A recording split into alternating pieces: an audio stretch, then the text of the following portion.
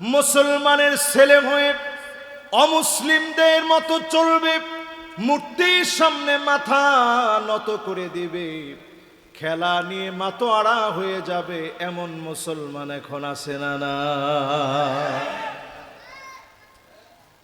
কি বলেন? এরকম মুসলমান আসেনি? মাহফিলের দিকে তাকাইলেই বোঝা যায় আজকে আমাদের খেলার একটা ঘাটতি পড়ছে না। এখন খেলাজনিত কারণে মাহফিলের ভিতরে একটা ক্ষতির দৃশ্যপট তৈরি হয়েছে, আমরা বুঝতেছি। মোটামুটি বাংলাদেশে যদি ইনশাআল্লাহ দুইটা দেশ হেরে যায়, একটা হচ্ছে ব্রাজিল আর আর্জেন্টিনা, যদি হেরে যায় তাহলে আমাদের লাফালাফি অনেকটাই কমে যাবে। মাশাআল্লাহ, এই কথার সাথে আপনারা কি একমত? আরে মুসলমানের সন্তানরা একটু চিন্তা করেন, আজকের রাত্রিতেও আমার বাইতুল মুকাদ্দাস এখন বন্ধ করে দেওয়া আছে। জায়োনিস্টরা আমার বাইতুল মুকাদ্দাসকে বন্ধ করে রাখছে। ছোট ছোট শিশু বাচ্চাদের মুখে খাবার দিতে পারে না। ফুটন্ত এক একটা গোলাপ কঙ্কাল সার হয়ে গেছে, চেহারার দিকে তাকানো যায় না। এই পৃথিবীর 2 কোটি মুসলমান আজকের রাত্রিতেও মার খেয়ে যাচ্ছে। 20 কোটি মুসলমান শরণার্থী ক্যাম্পের ভিতরে ঘুমাচ্ছে, যাদের ঠিকানা পর্যন্ত নাই। ওই মুসলমান অমুসলিমদের সমর্থনে জার্সি পরে ঘুরে বেড়াতে পারে না। একটু চিন্তা করেন, কি জার্সি আপনি পরেন? যে জার্সি আপনি আপনার গায়ে দিয়ে পরে নিজের সিংহ পুরুষ মনে করেন, এরা হচ্ছে সেই জার্সির সেই মালিক যারা জায়োনিস্টদের সঙ্গে মিল রেখে আমার মুসলমানদেরকে যারা হত্যা করে, যারা আনন্দ লিপ্সায় মেতে উঠে। ঠিক কিনা বলেন? তাহলে 1 নাম্বার যে হাদিস আপনাদেরকে শোনাতে চাই, মুসলমান হয়ে অমুসলিমদেরকে অনুসরণ করা এটা আমাদের সবচেয়ে বড় গাফলতি। ঠিক কিনা বলেন? 2 নম্বরে আল্লাহর হাবিব বলেন, হাত্তা তুরাল আরদু দামান ওয়া ইয়াকুনাল ইসলামু গরীবা। জায়গায় জায়গায় মুসলমানদের রক্ত ঝরবে, মুসলমানেরা মার খেয়ে যাবে। ইসলামের নাম নিলে মুসলমানকে মারা হবে, জঙ্গি বলা হবে, রাজাকার বলা হবে, নানা নামে মুসলমানদেরকে কলঙ্কিত করা হবে। ঠিক কিনা বলে? এটা 2 নাম্বার হাদিস বললাম। এই হাদিসের সঙ্গে আমাদের সমাজের মিল আছে না নাই? 100% মিল আছে না? তার মানে আমরা গাফলতিতে 100% আছি। কি কন? 3 নাম্বার আল্লাহর নবী বলেন, যেহেতু আমি 20টা হাদিস শোনাবো, খুব বেশি লম্বা করব না। যেটা মিলবে না আপনারা দাঁড়ায় গিয়ে বলবেন যে হুজুর এটা মিলে নাই। এবার 3 নাম্বার হাদিসটা শুনেন। 3 নাম্বার নবীজি বলেন, হাত্তা তুত্তাখাযাল মাসাজিদু তুরুকা। মসজিদের সামনে দিয়ে রাস্তা হবে, ওই রাস্তা দিয়ে হেঁটে চলে যাবে। মুসলমানের সন্তান নামাজের জন্য যাবে না, এমন মুসলমান সারা বাংলাদেশে থাকলেও ফেনীতে না। এটা কোনটা? আচ্ছা বলেন তো দেখি, এই যে আল্লাহর ওলিদের কথা বললেন, 2 জন আল্লাহর ওলি এখানে শায়িত আছেন। এখানেই তো মাকবারা না? ওনাদের মাকবারা এখানে না? সুবহানাল্লাহ। এবং আমার কাছেও মনে হচ্ছে এই মাহফিলটা আসার পরে একটা নূর আমার কাছে উপলব্ধি হচ্ছে। এটা আবার ভিডিওতে গেলে অনেকে বলবো, নূর আপনি কেমনে বুঝলেন? এটা বোঝা যায় না, এটা উপলব্ধি করতে হয়। আমি এখানে বসার পরেই আমার কাছে আজকে আলোচনাটার ভিতরে একটা নূর আসছে, এবং মনে চাচ্ছে আজকে দিল খুলে মন খুলে কথা বলি। আল্লাহর ওলিদের পদচারণায় ধন্য এই মাটিতে। আপনি একটু হিসাব করে দেখেন, মসজিদের সামনে দিয়ে হেঁটে চলে যায়, নামাজের জন্য যায় না, এমন মুসলমান এখন কম না বেশি? কত পার্সেন্ট হবে? না, 100% লোক যদি বেনামাজি হয় তাহলে মাহফিল করল কে? আলহামদুলিল্লাহ একেবারে 100% না, কত পার্সেন্ট না একটু হিসাব করি কোন কত পার্সেন্ট? সভাপতি সব কোন কত পার্সেন্ট? দেখেন চিন্তা করেন, উনি কত আলহামদুলিল্লাহ জ্ঞানী মানুষ, উনি কয় যে হুজুর পার্সেন্টেজ হিসাব করি বলন যায় বলে। তার মানে কি পরিমাণ মানুষ এদেশে এখনো আমরা বেনামাজি, যারা বেনামাজি সবগুলা গাফেল, ঠিক কিনা বলেন? হাত্তা তুত্তাখাযাল মাসাজিদু তুরুকাম, মসজিদের সামনে দিয়ে হেঁটে চলে যাবে, নামাজের জন্য যাবে না, এমন মুসলমান যখন বেড়ে যাবে বুঝবেন অচিরেই যিনি শাস্তি দিবেন তিনি কে। তার মানে শাস্তির উপযোগী আমরা হয়ে গেছি। কয় নাম্বারটা আছেন? 3 নাম্বার। কয় নাম্বার? 4 নাম্বারে নবীজি বলেন এমন দৃশ্য তোমরা দেখবা, নবীজি আমাদেরকে জানায় দিলেন এমন দৃশ্য তোমরা দেখবা, হাত্তা ইয়াকতুলা জারহু, প্রতিবেশী প্রতিবেশীরে মারবে, মিথ্যা মামলা দিবে, হামলা করবে, ঘর বাড়ি ভাঙচুর চালাবে, এমন মুসলমান আছে না নাই? এর নাম গাফলতি। জোরে কোন কি? খামখেয়ালি কি? এরকম মুসলমান এখন আছে সমাজে? 4 নাম্বারের পরে এবার 5 নাম্বারটা শোনেন। নবীজি 5 নাম্বারে জানায় দিলেন আখাহু, আপন ভাইকে পর্যন্ত মেরে ফেলবে সম্পদের জন্য, সামান্য দুনিয়ার জন্য ভাই ভাইরে মারবে, এমন দৃশ্য এখন সমাজের ভিতরে আছে না না? এখানে যারা বসছেন, আমার কামাল ভাই বিদেশে থাকে, প্রবাস জীবনটা কত কঠিন এটা প্রবাসীরা জানে। আমি নিজে 5টা বছর প্রবাসে ছিলাম। আল আজহারে পড়াকালীন সময়ে ঈদের সময়ে শুধু খালি বালিশটা চাপা দিয়ে শুধু কামস, কতগুলা ঈদ এইভাবে গেছে। একটু যদি শুনতাম আম্মা অসুস্থ, বুকটা কেঁপে উঠত। আমি আমার নিজের চোখে দেখছি আমার ছোট ভাই যেদিন আমি মিশর থেকে আসছি, ও যে আমারে জড়ায় ধরছে আর ছাড়ে না, ভাই ভাই বলে বুকে জড়ায় রাখছে। বাপের কাছে গেছি, ইউসুফ আলাইহিস সালামের কথা মনে পড়ে গেছে। বাপ যে জড়ায় ধরছে, বাপ আর ছাড়তে চায় না। বাজান এতদিন পরে তুমি আসলা, যেই ভাই ভাইয়ের জন্য এত পাগল, সেই ভাই ভাইকে আমরা ভুলে যাই শুধুমাত্র দুনিয়ার সামান্য সম্পত্তির কারণে, ঠিক কিনা বলে? এরপরে নবীজি 6 নাম্বার হাদিস শোনেন, হাত্তা ইয়াকতুলা আবাহু, বাপ মাকে পর্যন্ত সন্তান শহীদ করে দিবে, রক্তাক্ত করে ফেলবে, এমন নিকৃষ্ট কুলাঙ্গার সন্তান এখন আছে না না? এই কিছুদিন আগেও আমরা দেখলাম মা মারা গেছে, লাশ পচে গলে গেছে, লাশটাকে গোসল দেওয়ার মতো কেউ নাই। ওনার এক সন্তান যুগ্ম সচিব, এক সন্তান আলহামদুলিল্লাহ কানাডায় প্রবাসী হিসেবে আছে, আরেক সন্তান বুয়েটের টিচার, ওনার মেয়ে ইংলিশ মিডিয়ামের টিচার।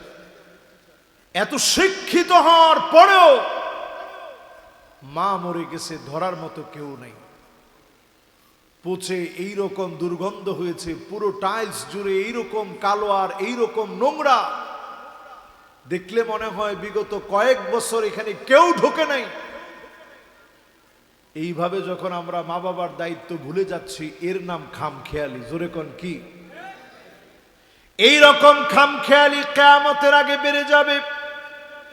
হিসাবের দিন যত ঘনে আসবে, খামখেয়ালি বেড়ে যাবে, মানুষগুলো অমানুষ হয়ে যাবে, অনেক শিক্ষা হবে, মানুষের ভিতরে আলো আসবে না, ন্যায় নীতি আদর্শ প্রতিষ্ঠা হবে না।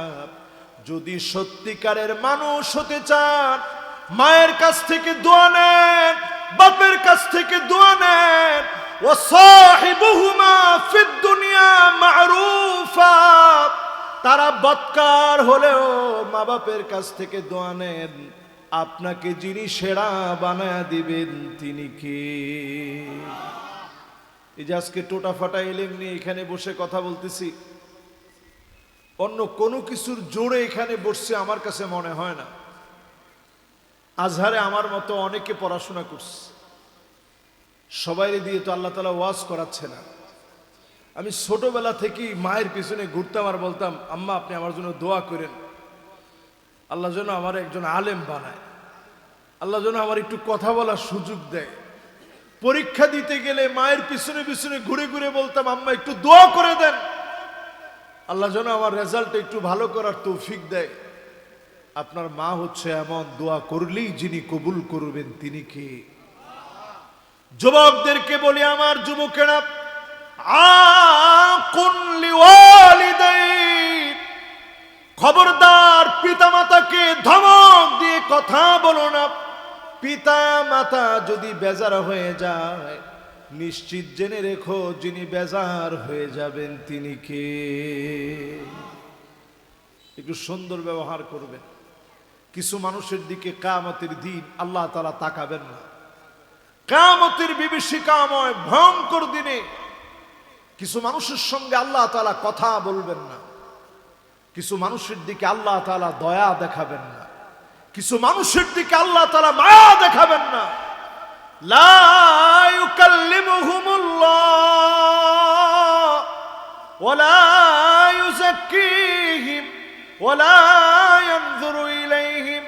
আল্লাহ তাআলা কিছু মানুষের দিকে তাকাবেন না, কথা বলবেন না, দয়া দেখাবেন না। ওই মানুষগুলোর ভিতরে অন্যতম হলো আকুন লিওয়ালিদাইক, পিতা মাতার সঙ্গে যারা খারাপ ব্যবহার করবে, এই মানুষগুলাকে যিনি ভুলে যাবেন তিনি কে? প্রিয় ভাইরা আমার, 6 নাম্বার থেকে এবার কয় নাম্বার শুনবেন?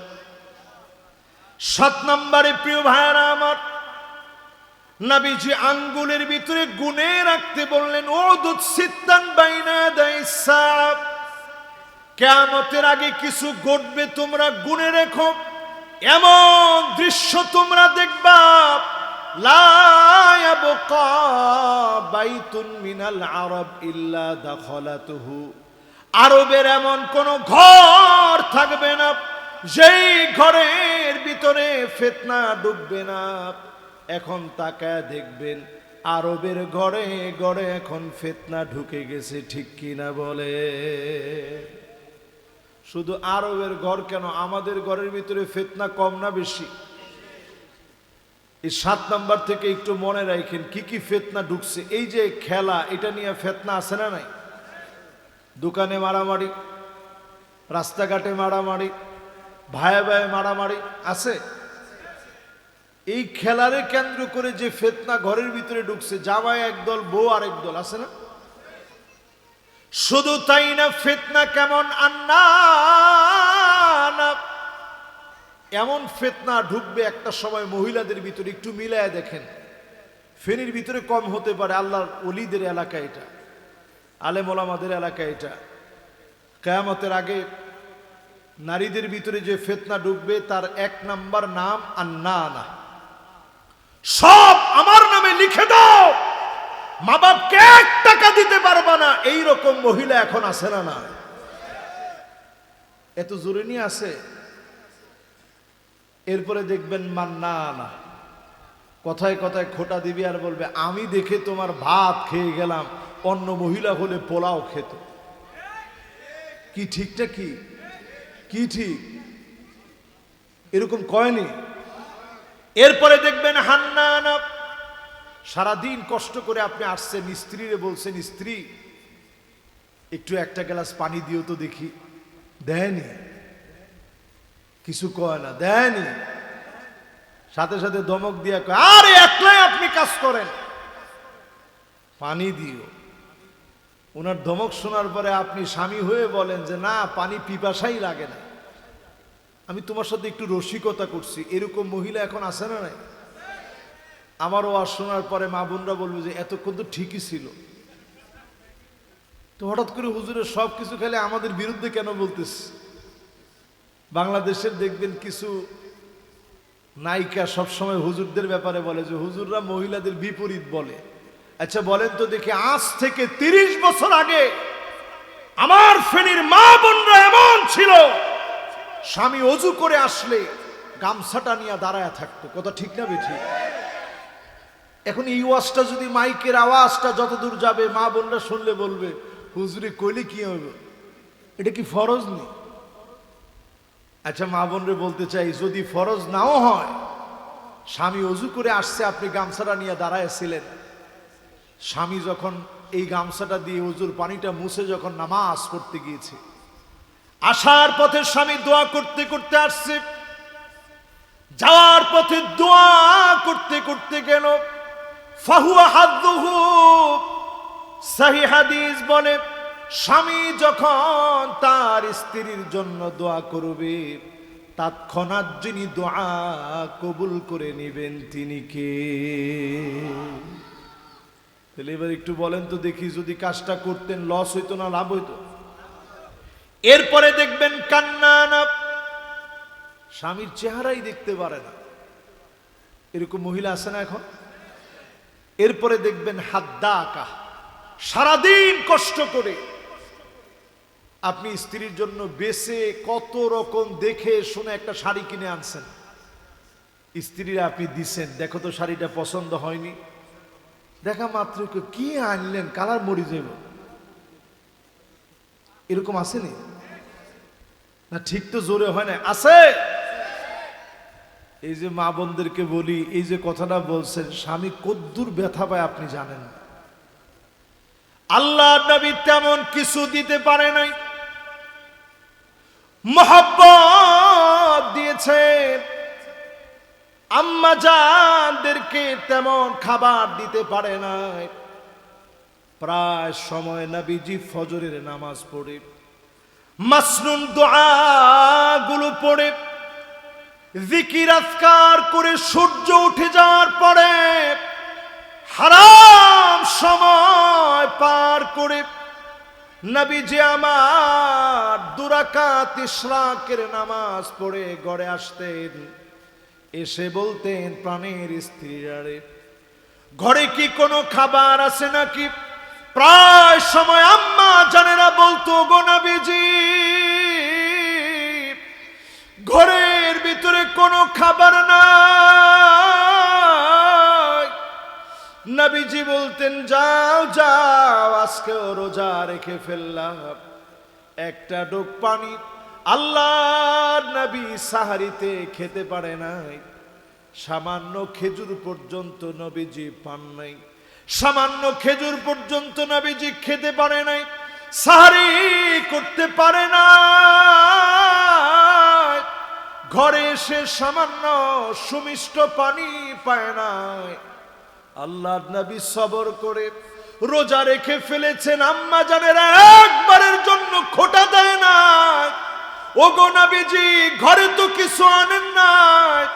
এই সবরের কারণে যিনি সেরা বানায় দিয়েছেন তিনি কে? এরপরের ফিতনাটা চিন্তা করেন, সাদ্দাকা, মুখে মুখে তর্ক করে, এমন এখন আছে না নাই? মাশাআল্লাহ, যিনি জোরে আছে বলছেন, যদি দেখতো যে উনি আছে বলছে তাহলে আজকের ঘরে যাওয়া লাগতো না। এরপরে দেখবেন বাররাকা, অন্তত এটার মধ্যে আছে টাছে কিছু বলেন না, এমন কিছু মহিলা বের হবে, তাকায় দেখবেন শুধুমাত্র মুখে নয়, হাত থাকতে শুধু মুখ চালাবে না, স্বামীর গায়ে হাত দিতেও দেরি করবে না, এমন মহিলা এখন আছে না? আবার কয় আছে, এরকম মহিলাও এখন আছে। অথচ আজকে থেকে 30 বছর আগে মা বোনরা এমন ছিল, স্বামীর চোখে চোখে তাকায় কথা বলতো না। ঠিক না? ঠিক না? স্বামী কথা বললে নিচের দিকে তাকায় থাকতো। আজকে আমাদের ভিতরে এই ফিতনাগুলো ঢুকছে, কারণ ঘরের ভিতর থেকে সুন্নত চলে গেছে। এতক্ষণ মা বোনদেরকে বলছি আপনারা খুব খুশি, এখন বলেন তো দেখি কয়জন আগে গিয়া সালাম দেন? দিছেন? জীবনে ঘর ঝাড়ু দিছেন কয়জন আছেন? একটু হাত তুলেন তো দেখি। মাশাআল্লাহ, একজন, দুইজন, তিনজন, চারজন বীর পুরুষ হাত তুলেছে। কিন্তু হাত তোলার পরে ওনারা একবার ডান দিকে একবার বাম দিকে তাকাইছে যে কেনি কি মনে করে, ইগে কি বেড়া মানুষ নি না, ইজি কি বেড়া মানুষ নি। ফাকান্নাসা রাসূলুল্লাহ, আমার নবী রাহমাতুল লিল আলামিন ঘরগুলা ঝাড়ু দিতেন। আল্লাহর নবী নিজ হাতে ঘরটা পরিষ্কার করতেন। আমার নবী নিজে নিজের কাপড়টা পরিষ্কার করতেন, নিজে নিজের জুতাটা সেলাই করতেন, তরকারি গুলা নবীজি কেটে দিতেন। আম্মা জানদের চোখের পানি গুলা নবীজি মুছে দিতেন। অসুস্থ হয়ে গেলে নবীজি সূরা ফালাক সূরা নাস পড়ে ফু দিয়ে দিতেন। আল্লাহর কাছে আম্মা জানদের জন্য দোয়া করতেন। আর প্রায় প্রায় নবীজি বলতেন, আনা লা উতাল্লিক, আমি নবী কখনো তোমাদেরকে ছেড়ে যাব না, আমি নবী কখনো তোমাদেরকে তলাক দিব না। আল্লাহর নবী স্ত্রীদেরকে এত ভালোবাসতেন, অথচ এখন কথায় কথায় আমরা বলি তোরে নিয়ে আর খাবো না। ঠিক নেই? নবীজি বলতো তালাক দিব না, আর এখন আমরা কিছু হইলেই বলি তোর লগে আমার চলবো না, না না বেশি দিন যাইব না তোর লগে। এই যে আমরা কথায় কথায় অনেক সময় তালাক হয়ে যায় আমরা জানি না। তালাক হয়ে যাওয়ার পরে এবার হুজুরে ফোন দিয়েছে, হুজুর কি করা যায়। এই জন্য বাংলাদেশে এখন হালাল সেন্টার নামে আরেকটা ধোঁকা তৈরি হয়েছে। ওরা হালাল সেন্টার নামে, হীরা বিবাহের নামে একটা লানতকেই সমাজে প্রতিষ্ঠিত করতে চায়। ঠিক কিনা বলে? তালাক এত সহজ জিনিস। তাহলে কয় নাম্বার হাদিসের মধ্যে ছিলেন আপনাদের মনে আছে? 7 নাম্বার। মাশাআল্লাহ, উনার মনে আছে। কার কার মনে আছে কোন কয় নাম্বার? এবার 7 নাম্বারের পরে আপনারা 8 নাম্বারে চলেন। ফাতহু বাইতুল মুকাদ্দাস, আবার বাইতুল মুকাদ্দাস গর্জে উঠবে, কালেমার পতাকা পতপত করে উঠবে। পুরা মুসলমানদেরকে যিনি বিজয়ী বানায় দিবেন তিনি কে? সময় আসতেছে, এই পরিবর্তনের সাক্ষী হবে আমার সোনার বাংলা, বাংলাদেশ। জোরে কোন আল্লাহু আকবার। আপনারা লিখে রাখতে পারেন আজকের দিনে, যেই টাইম দিয়ে আপনারা লিখে রাখেন, 1448 হিজরির মুহররম মাসের আজকের এই জুমাবার শেষ করে আমরা আজকে এই মুবারক রজনীতে এই কথাটা বলছি, আপনারা লিখে রাখেন। আল্লাহর নবীর হাদিস অনুযায়ী বাংলাদেশ হবে এমন একটা দেশ যে দেশ থেকে ইসলাম প্রতিষ্ঠার নেতৃত্ব দেওয়া হবে। জোরে কোন আল্লাহু আকবার। অলরেডি সারা পৃথিবীর ভিতরে এই দেশটার নামটা উচ্চারিত হয়ে গেছে। সারা পৃথিবীর ভিতরে যে দেশগুলা নেতৃত্ব দিবে তার মধ্যে আমার দেশ হবে অন্যতম দেশ। জোরে কোন আল্লাহু আকবার। প্রিয় ভাইয়েরা আমার, বন্ধুরা আমার, এজন্য মন ভাঙা যাবে না। এরকম মনে করেন না কই হুজুর কিছুই তো হয়নি। অনেক কিছু তো আপনারা হুজুররা বললেন, কই কিছুই তো হয়নি। একটা জিনিস খেয়াল রাখবেন, নাসরুন মিনাল্লাহি ওয়া ফাতহুন করিব। সারা পৃথিবীর মুসলিম লিডাররা এখন কিন্তু আর 2 আঙ্গুল দেখায় না। কয় আঙ্গুল দেখায়? কয় আঙ্গুল? দেখবেন রজব তাইয়েবের দোকান 4 আঙ্গুল দেখাইতেন, এখনো দেখান। রশিদ গানুসি উনিও 4 আঙ্গুল দেখাতেন। ইউসুফ কারদাবি তিনি 4 আঙ্গুল দেখাতেন। শহীদ হাফেজ মুরসি রহমতুল্লাহ আলাইহি তিনিও 4 আঙ্গুল দেখাতেন।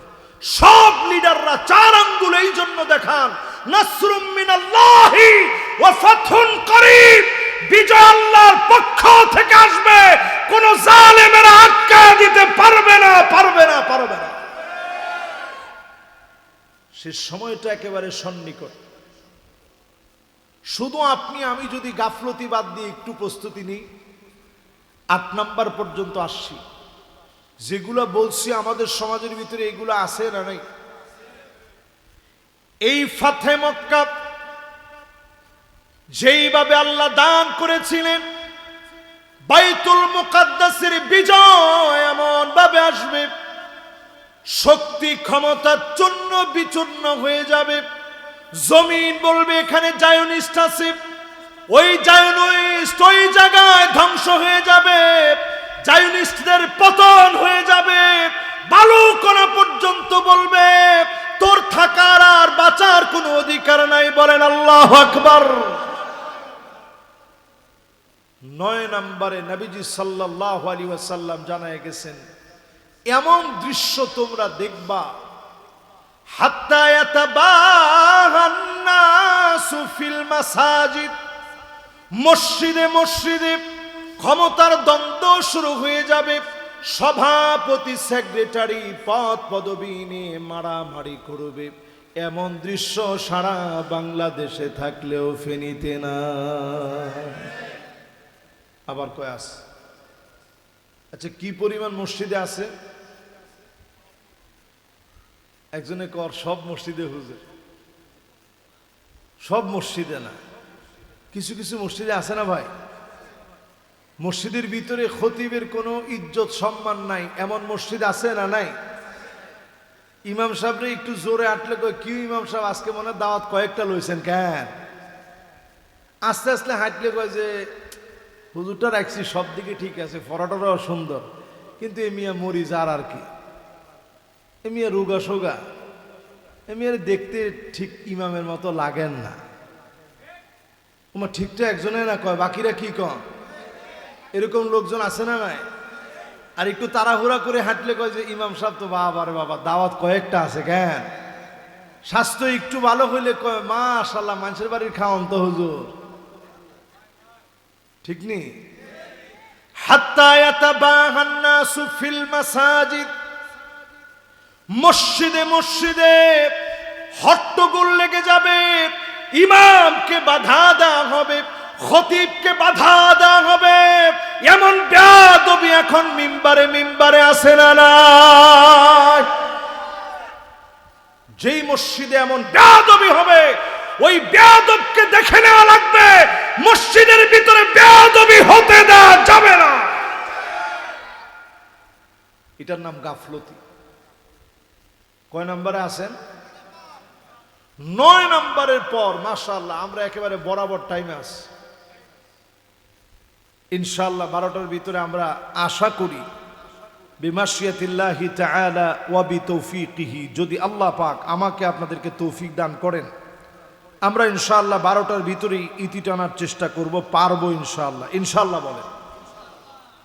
10 নম্বরে প্রিয় ভাইয়েরা আমার এমন দৃশ্য দেখবেন, নবী আলাইহিস সালাতু ওয়াস সালাম বলেন, হাত্তা তাউদা আরদুল আরব মুরুজান ওয়া আনহারা, আরবের ভিতরে বন্যা হবে, আরবের ভিতরে সবুজ শ্যামল হয়ে যাবে, চতুর্দিক পানি আর পানিতে ভরে যাবে। যখন এই দৃশ্যগুলা দেখবেন বুঝে নিবেন দাজ্জাল চলে আসার সময় চলে আসছে। ঠিক কিনা বলে? মাশাআল্লাহ আমার কামাল ভাই আসেনি? আছে। কামাল ভাই আগে যখন গেছেন আরব দেশে বৃষ্টি আসিল নি? এখন বৃষ্টি হয়নি মাঝে মাঝে? উনি কি বলল? এখন আরব দেশের দিকে তাকাইলে মনে করবেন বাংলাদেশে চলিয়েছেন। মরুভূমি এমন সবুজ হয়ে যাচ্ছে। আলামতটা একেবারে সহজ না, আলামতটা কঠিন আলামত। 1500 বছর আগে নবীজি আমাদেরকে সতর্ক করে গেছেন, আরব সবুজ হয়ে যাওয়া ভয়ঙ্কর আলামত। এই আলামত পর্যন্ত এখন সত্য হয়ে গেছে। ঠিক কিনা বলেন? কত নম্বর এটা? 10 নম্বরের পরে 11 নম্বরে নবী আলাইহিস সালাতু ওয়াস সালাম আমাদেরকে জানায় গেলেন, এমন দৃশ্য তোমরা পেয়ে যাবা, এমন দৃশ্য তোমাদের। আমি শুরু থেকে মাইকটা দেখতেছি, চিন্তা করতেছি কি রে হেতে ইচ্ছা কালার কিল্লাই দিল। পরে দেখলাম সিস্টেমে হেতে আর্জেন্টিনারে সাপোর্ট করে দিছে আর কি। তার অসুবিধা নেই, দিছে এবারের মতো যা করার করছে। একটু আপনারা বলেন তো দেখি, এরকম অনুসরণ অনুকরণ আমাদের মধ্যে আছে না নাই? খ্রিস্টানদের সঙ্গে মুসলমানেরা চুক্তি করবে, রাষ্ট্রীয়ভাবে এই চুক্তি সম্পন্ন করা হচ্ছে। দলে দলে মুসলমান রাষ্ট্রপতিরা চুক্তি করে ফেলতেছে। নবীজি ১৫০০ বছর আগে জানায় দিয়ে গেলেন বেশি দিন এই চুক্তি টিকবে না, এই চুক্তি ভঙ্গ হয়ে যাবে। মুসলমানদেরকে যদি বাঁচতে হয় আল্লাহর কোরআনের বিধান নিয়ে বাঁচতে হবে, ঠিক কিনা বলেন? পার্লামেন্টে সেদিন আমি দেখলাম মাশাআল্লাহ দাঁড়িয়ে যখন স্পষ্ট বলা হলো কোন মানুষের সামনে মাথা নত হবে না, এ কথার সপক্ষে কথা বলতে আলহামদুলিল্লাহ অনেকেই বাধ্য হয়েছে, ঠিক কিনা বলে? আমরা যা দেখতেছি এখন আলহামদুলিল্লাহ আমাদের সংসদে যা হচ্ছে আগের তুলনায় ভালো বলবো আমি। এখন তো অন্তত মারামারি কিলাকিলি নেই। কিলাকিলি না থাকলে আলহামদুলিল্লাহ যদ্দুর আছে ইনশাল্লাহ থাকবে না, ঠিক হয়ে যাবে ইনশাল্লাহ। কারণ আমরা যখন ছাড় দিব, ইসলাম আর মুসলমানেরা যদি একটু ভাই ভাই হয়ে যায়, ওয়াইন তুখালিতুহুম ফাইখওয়ানুকুম, কোরআন বলছে তোমরা যদি একটু ভাই বানায় নিতে পারো বেশি দিন লাগবে না, তারাও তোমাদের ভাই হয়ে যাবে। জোরে কোন আল্লাহু আকবার। আমি আজকের মাহফিল থেকে পরিষ্কার বার্তা দিতে চাই, এই দেশটাকে যদি গৃহযুদ্ধের দিকে ঠেলে দিতে না চান, এই দেশটার ভিতরে গৃহযুদ্ধ লাগুক এটা যদি আপনারা না চান, আল্লাহর রাস্তে পার্লামেন্ট থেকে সিদ্ধান্ত নেওয়ার ক্ষেত্রে ভুল সিদ্ধান্ত নেবেন না। যদি নেওয়া হয় এই দেশের ভিতরে গৃহযুদ্ধ লেগে যাবে, ঠিক কিনা বলেন? নবীজি এটাও আমাদেরকে সতর্ক করে গেছেন। ইস্তিগফাফাম বিদ্দাম, নবীজি বলছেন যদি ভুল সিদ্ধান্ত নিয়ে ফেলো রক্তপাত ঘটবে, একজনের পর একজন মারা যাবে, চতুর্দিকে জেনোসাইড শুরু হয়ে যাবে। আমরা দেখতে পাচ্ছি জায়গায় জায়গায় ধর্ষণ, জায়গায় জায়গায় অন্যায়, ডাকাতি, ছিনতাই, হঠাৎ করে আইন শৃঙ্খলার অবনতি।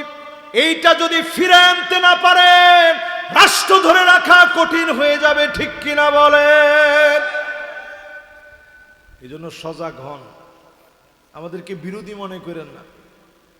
এই দেশটা আমাদের সকলের, দেশটাকে আমরা যদি সবাই ভালোবাসি, ইস্তিগফাফাম বিদ্দাম, জেনোসাইড শুরু হওয়ার আগে এই দেশটার প্রতি আলেমদের পরামর্শ গ্রহণ করেন। আমার আগে আমার মামুন হাবিবি ভাই তিনি বলছিলেন বাংলাদেশের এখন শুধুমাত্র শহর কেন্দ্রিক না, রন্ধ্রে রন্ধ্রে গ্রামে গঞ্জে এখন মাদক ছড়ায় পড়তেছে না? ঠিকটা আসতে হয়ে গেছে, জোরে কম। আচ্ছা বলেন তো দেখি, আমার ওয়াজ দিয়ে আজকে এখান থেকে মদ বন্ধ হয়ে যাবে?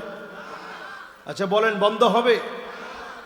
যারা আল্লাহর মেহেরবানিতে এখানে আসছেন এই মানুষগুলো আমি মনে করি এরা তো আর মাদক সেবী না। যারা মাহফিলে আসে নাই, এখনো যারা বিভিন্ন কোনা কাঞ্চিতে একটু অন্ধকারের ভিতরে বসে বিভিন্ন ড্রাগ অ্যাডিক্টেড হয়ে হেরোইন, আফিম, মেরেছোয়েনা, প্যাথিডিন, মাদক, মদ, এলএসডি, এরপরে ফেন্সিডিল, এগুলোতে যারা আসক্ত হয়ে আছে, এখনো যদি আইনানুগ সিদ্ধান্ত দিয়ে থামায় না দেন এই দেশটা জম্বিতে পরিণত হবে। জম্বি মানে মানুষগুলা বেকাসেকা হয়ে চলবে, এদের ভিতরে নেশা যখন আসক্তির আকার ধারণ করবে বাপ ভাই চিনবে না, রন্ধ্রে রন্ধ্রে ছিনতাই হবে, ডাকাতি হবে। যদি এটাকে ফিরাতে হয় আল্লাহর কোরআন দিয়ে দেশটাকে শাসন করা লাগবে, ঠিক কিনা বলে? আমি শুধু এই দিকটা বলবো, একটু কোরআনের বিধানটা এই দিকটা আপনি ফলো করেন। বাংলাদেশে আল্লাহর কোরআনের একটা আইনকে এস্টাবলিশ করেন।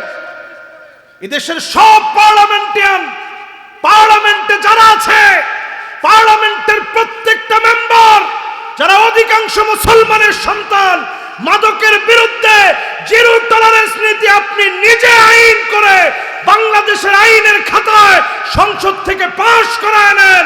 এই জাতিকে যদি বাঁচাতে হয় মাদকের বিরুদ্ধে জিরো টলারেন্স নীতি নেওয়া লাগবে, ঠিক কিনা বলেন? এখনো যদি না বুঝেন এই জাতি হারায়া যাবে।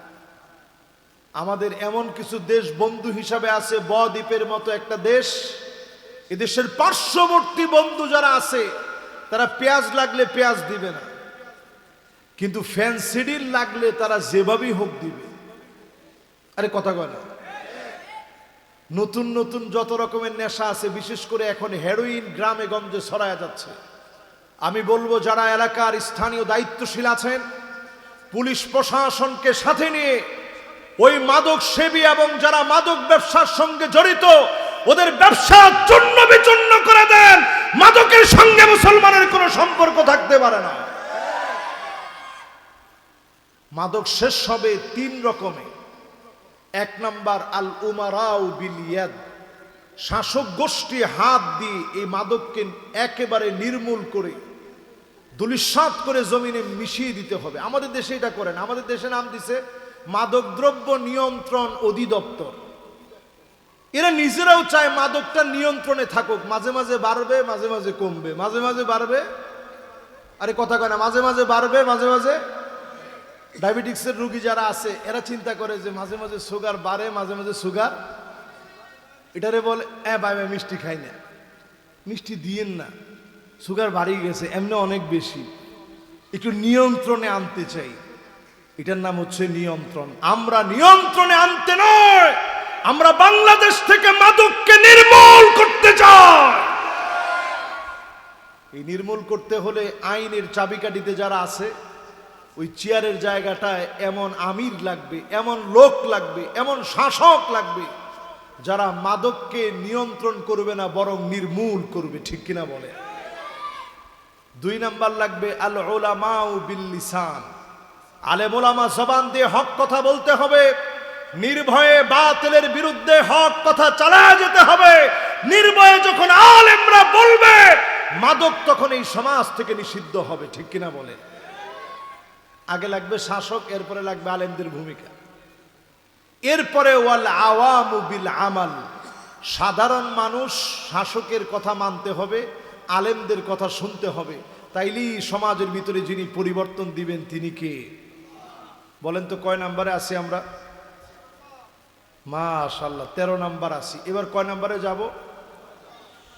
14 নাম্বারে নবী করিম সাল্লাল্লাহু আলাইহি ওয়াসাল্লাম আমাদেরকে জানায় গেলেন, এমন দৃশ্য তোমরা দেখবা, এমন দৃশ্য তোমাদের চোখের সামনে আসবে, আল্লাহর ব্যাপারে মানুষ বাজে কথা বলবে, মিথ্যা কথা বলবে, এমন মিথ্যুক, এমন বাটপার, এমন প্রতারক, ওয়াল্লাহি বিল্লাহি তাল্লাহি বলে মিথ্যা কসম করে করে কথা বলবে, এমন গাফেল খামখেয়ালি করা মুসলমানও এখন আছে না না। ওদিন দেখলাম একজনের কত বড় দাড়ি, মাশাআল্লাহ, উনি সেখানে সংসদে দাঁড়ায় বলতেছে যারা পর্দা করে আছে আমরা তো ওনাদেরকে দেখতে পারি না, উনি আসলে কে আমরা তো দেখতে পারিনি, এজন্য আমাদের বড় আফসোস। এটা যদি অন্য কেউ বলতো আমার মনেরে মানাইতাম, এমন একজন বলছে দেখলে মনে হয় উনি পুরোপুরি সুন্নত মানে। আরে কথা কয় না? ঠিক নেই? বড় আফসোস ওই লোকদের জন্য।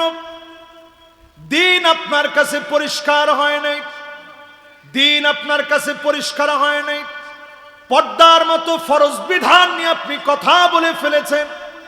এই কথা যদি অকাট্য করে ইসলামকে তিরস্কার করে যদি বলে থাকেন এটা কুফরে বাওয়াহ, প্রকাশ্যে কুফরি হয়েছে, প্রকাশ্যে আপনার তওবা করা উচিত। ঠিক কিনা বলেন?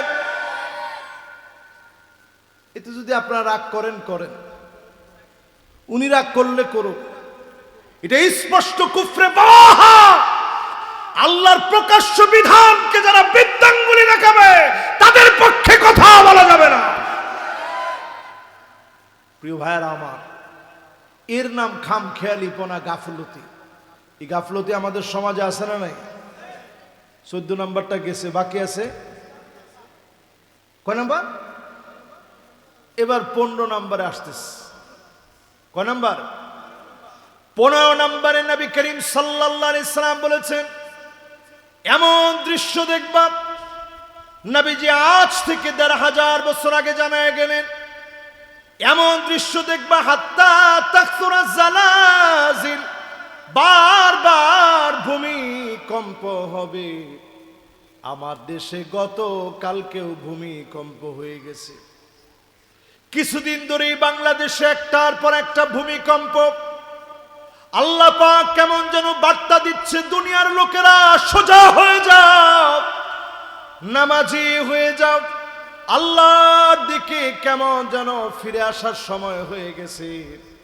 এখনো যদি না বুঝেন, যিনি অচিরেই পাকড়াও করবেন তিনি কে? আল্লাহ পাক বলেন, আওয়ালা ইয়ারাউনা আন্নাহুম ইফতানুনা ফি কুল্লি আমিন মাররাতান আও মাররাতাইন সুম্মা লা ইয়াতুবুনা ওয়ালা হুম ইয়াযাক্কারুন।